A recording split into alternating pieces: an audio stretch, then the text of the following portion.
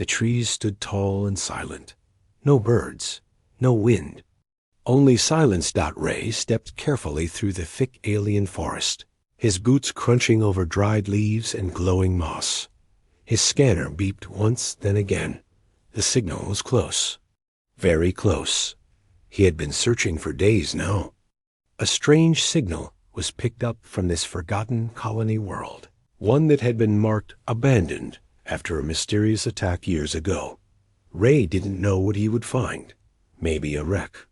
Maybe some old tech. But he never expected what. Came next dot through the fog and twisted branches. He saw a shape, small, hunched, breathing. He raised his rifle slowly, his voice firm but calm. Don't move. The shape flinched and let out a soft, strange sound, like a whimper mixed with static. Ray stepped forward, lowering his weapon just enough to get a better look. It was a child, a little girl, alien. Her skin was pale blue, glowing faintly in the shadows. Her eyes were large, glassy, and full of fear.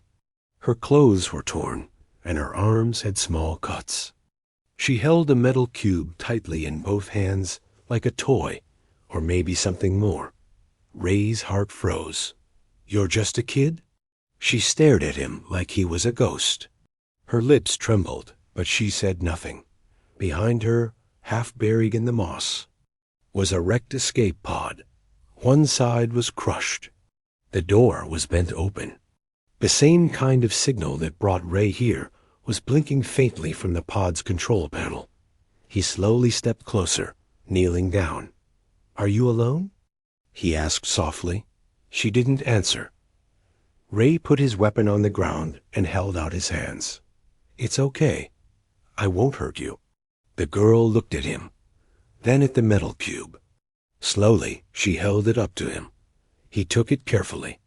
It hummed in. His hand, warm, alive. Then she spoke her first word. Luma. Ray blinked. Is that your name? She nodded once, then curled into herself, shivering. Ray looked around. The forest was too quiet. No animals, no life. Just ruins, wreckage, and this orphaned alien girl. He couldn't leave her here. He tapped his comm. Command, this is Ray. I found a survivor, a child, alien species unknown. She's scared, hungry, and alone. I'm bringing her back. The voice on the other end hesitated. Are you sure that's wise, Ray? I don't care if it's wise, he said. She's a kid. I'm not leaving her behind. He wrapped Luma in his emergency cloak and picked her up. She was so light like a feather, but her fingers gripped his suit tightly, as if afraid. He'd vanish. As he walked back toward his ship, the scanner on his wrist flickered. For a moment, the forest behind them shifted. The trees seemed to breathe, and somewhere far off, a low sound echoed. Not an animal, not wind. A hum, a warning, or something waking up. Ray didn't stop to check. He climbed into his ship, closed the hatch, and placed Luma gently on the bed in the medbay. She didn't speak again, just watched him with wide, tired eyes. Later that night, as they left the planet's orbit, Ray looked back at the forested world shrinking into the stars. What happened down there, Luma? He whispered. Where's your family? She didn't reply, but while she slept, her hand still gripped the cube tightly, and it began to glow. The transport ship landed quietly on Earth, just outside the main colony zone. No crowd, no news. Only a few medical officers waited, curious but cautious. Ray stepped off the ramp with the alien girl in his arms. She hadn't spoken since the forest. Her name, Luma, was the only word she had said. She clung to him like he was the last solid thing in her world. Not one of the med officers frowned. You're sure she's not dangerous? She's a child, Ray said flatly. She's afraid, not dangerous. Luma looked up at them, then hid her face in Ray's shoulder. They scanned her for infections, trackers, and toxins. Nothing came up, only strange readings from the cube she still held. It wouldn't leave her hands. Not even in her sleep. Do you even know what that thing is? The tech asked. Ray shrugged. It's important to her. That's enough for now. Weeks passed. Ray lived in a quiet farmhouse beyond the hills. It wasn't much, just fields, old machines, and skies full of stars. But it was peaceful. And Luma began to change. She started speaking, slowly at first, words like sky, warm, and home. She called Ray Da, not Dad, not Father, just Da. It stuck. Ray taught her to plant vegetables, fix things, and even use simple tech. She learned fast, too fast. Her memory was sharp, her hands steady. And sometimes she asked strange questions. Why don't the stars sing here? Is Earth afraid of firebirds? Where do mothers go when they vanish? Ray never knew how to answer. One night, she sat under the stars drawing in the dirt. With a stick. Her pictures were always the same. A tall woman with glowing silver eyes and a fire in the sky. Every image was nearly identical, like a memory she couldn't forget. He watched from the window, arms folded. Was that her mother? Or was it just something her mind created to feel less alone?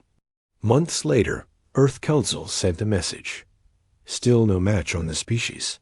She's not from any known world. We recommend long-term psychological observation. Ray didn't reply. He didn't want her in a lab. He wanted her safe, happy, free. But he couldn't shake one thought. Why was Luma the only survivor? No wreckage had shown other escape pods.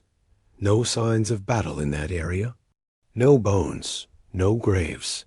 Just Luma, the cube, and silence on her birthday. Ray surprised her with a simple gift, an old music box from Earth's past. It played a soft, broken tune, mechanical, sweet. Luma didn't say anything at first. Then she walked over and hugged him tightly. I don't remember my other Da, she whispered, but I remember feeling cold. Ray held her in silence. He didn't care about her alien blood, her glowing eyes, or the mystery she brought. Was his daughter now. But one night everything changed. It was late. The wind was still. The stars above blinked quietly. Ray was asleep on the couch when the cube forgotten beside Luma's bed suddenly lit up. A pulse of soft blue light filled the room. It floated into the air and then sent a signal. Thousands of light years away, something heard it and answered. Ray sat on the porch, sipping hot tea, watching Luma dance across the open field. She laughed as she chased floating pollen through the sunlight.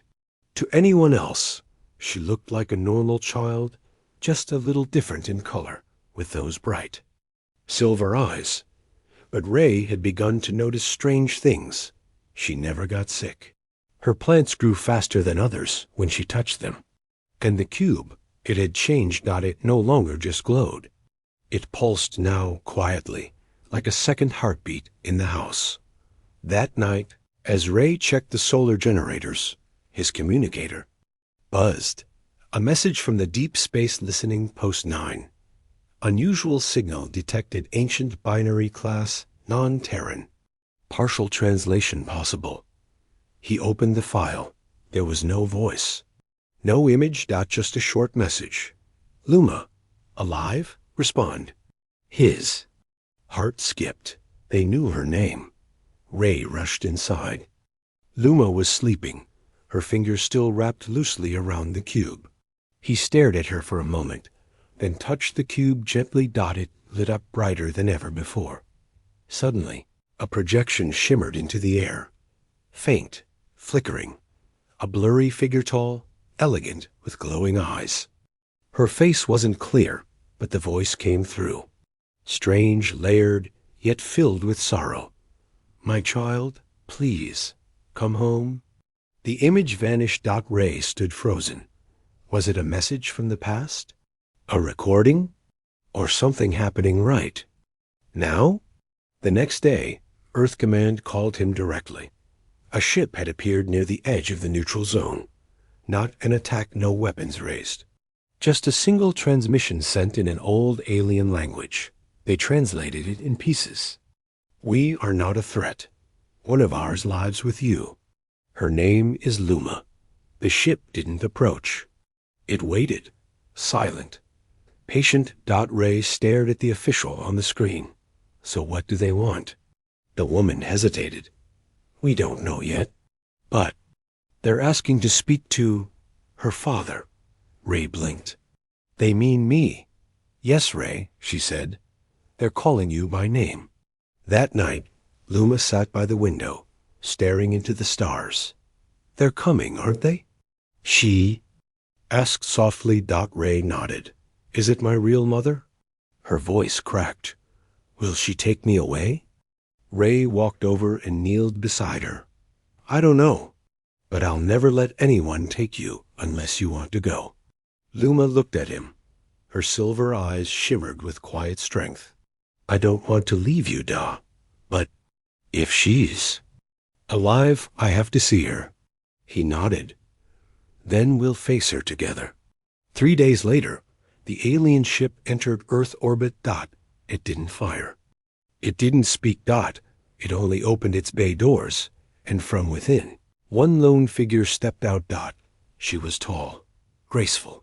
Her skin shimmered like crystal, and her eyes glowed softly like twin stars. Her face was unreadable, somewhere between sorrow and hope. She said only one thing. I am Vena. I have come for my daughter. The landing bay was quiet.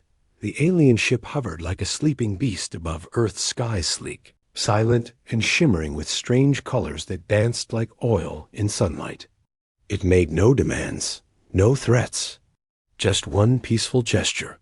An open door. Ray stood beside Luma, holding her hand tightly. She was older now, but her fingers still trembled inside his. The cube pulsed from her satchel, responding to the being aboard that ship like it had waited years for this. Then she arrived. A tall alien woman stepped out, each movement smooth and silent, as if gravity barely touched her. Her silver eyes locked onto Luma instantly. Her face held no anger, no judgment, just sorrow and longing. I am Vena, she said, her voice like wind through crystal. I am her mother. Ray stood protectively in front of Luma. She's been safe here. She's happy. Vena's gaze softened. I see that, and I am grateful. You raised her with love. I never expected kindness from humans.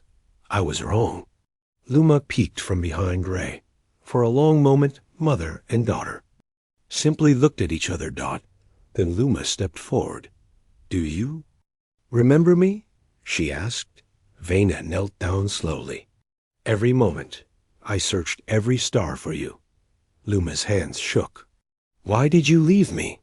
Vena's face broke in expression Ray didn't expect from such a regal alien being. I didn't leave you. We were attacked.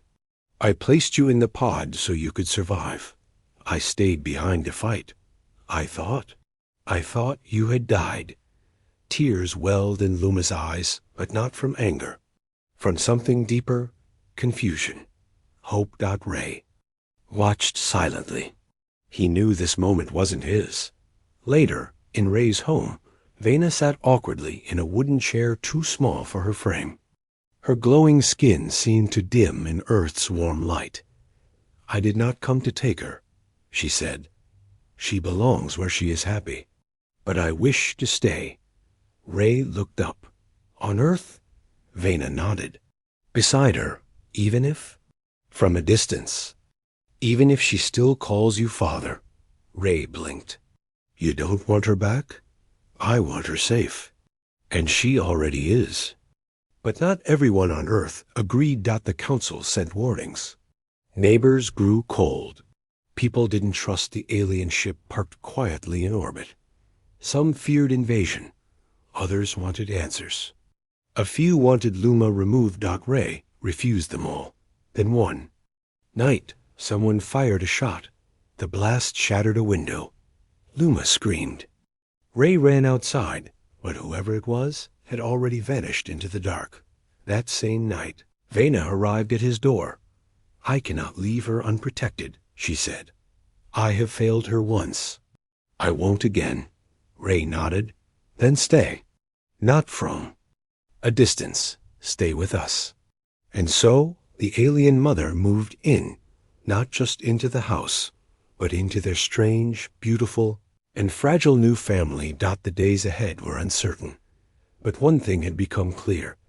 This wasn't just a story of war and survival. It was a story of love, and who gets to call someone family. Rain tapped gently on the roof. Inside the quiet farmhouse, Ray sat at the table, staring at a worn mug of tea gone cold. Across from him, Vena sat in silence, her fingers gliding over the cube that once belonged only to Luma. It no longer pulsed softly. Now it throbbed urgent, anxious. "They're coming," Vena said at last, her voice low and steady. Ray looked up. "You're sure?" She nodded. "I felt the shift. The ones who hunted us, they followed the signal." Ray stood, pushing the chair back. "Then we hide." "No," she said. "We stand." Outside, Luma played quietly with her drawings. The girl smiled less these days. She knew something was wrong. Her dreams had changed.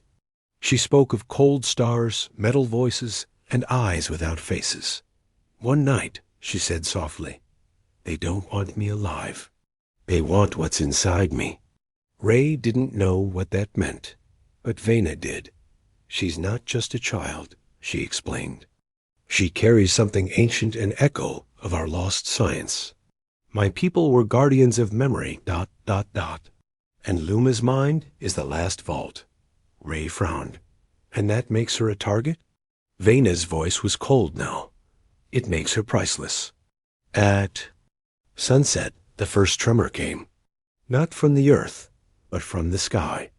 A black ship broke through the clouds, sleek and silent. It hovered above the field, casting a long shadow over their home. No warning, no signal. Just dread. Ray grabbed his old plasma rifle. Vena lifted her hand, her skin lit with shifting symbols. "Take Luma below," she said. "I'll hold the line." "No," Ray said. "We fight together." For a moment, they stood side by side, two parents from two worlds, not soldiers, not warriors, just protectors. Then the enemy came. Figures dropped from the ship's limb, sharp and faceless. Black armor, glowing claws. They moved without sound, like shadows. Ray fired first, his plasma shot lighting the night. Vena stepped forward, and her body erupted in energy. Not a weapon, but a shield of pure memory, burning symbols around her like a living storm. Together, they fought. Ray's shots burned holes through the invaders. Vena moved like a whisper, each motion striking with cosmic force. But they kept coming. One broke past, slipped through, into the house. Luma stood in the hallway, trembling. The creature stepped toward her, silent, glowing blade in hand. Then, cube in her satchel exploded with light. It lifted into the air, spun, hummed. Then, boom! A pulse of energy knocked the creature off its feet, slamming it into the wall. The cube hovered over Luma's head now, forming a glowing barrier. Ray and Vena stormed inside just in time to see the invader collapse into dust. Vena gasped. She unlocked it. Ray looked at her. "Unlocked what?" "The inheritance." She whispered. "She's more than memory now. She's awakened the Guardian." By sunrise, the attackers were gone. Ash scattered the fields. The black ship vanished, fleeing the wrath it had failed to understand. Inside, Ray patched his wounds. Vena sat with Luma, who had returned to drawing in the dust, calm again. She saved herself, Ray said quietly. She protected us, Vena added. That's what love does. Ray smiled. She got that from both of us. But as the wind swept across the hilltops, a deeper truth began to rise. If they came once, they would come again. Next time, it would not be just one ship. And Earth might not be ready. The farmhouse was quiet again, but it no longer felt small. News had spread across Earth. First, whispers, then fear. A human man and an alien woman had defended their home against something terrifying. But it was the girl Luna who had turned the tide. Ray sat at the kitchen table, his arm wrapped in bandages. Vena stood near the window, watching the sky as if expecting more trouble. Luma sat between them, quiet, but different. The cube floated near her shoulder now, as if it belonged to her. She no longer looked like a lost child. She looked like something more. Earth's council requested an audience. They didn't come with weapons, but with laws, procedures, rules. You are housing an alien weapon, said one official. The energy signature that came from your home could have torn through a city. Ray stood up. She's not a weapon. She is still a risk, they replied. She's a child, Vena said firmly. Our child. Across Earth, the story spread. People began to speak not in anger, but with wonder. Who was this girl who glowed like the stars? What kind of alien would choose to stay and raise her on Earth? What kind of human would fight off death for a daughter not of his blood? A reporter asked Ray in an interview, why risk everything? She's not even your species. Ray looked at the camera and said only one thing. Family isn't made by blood. It's made by choice. A message went viral. Across colonies.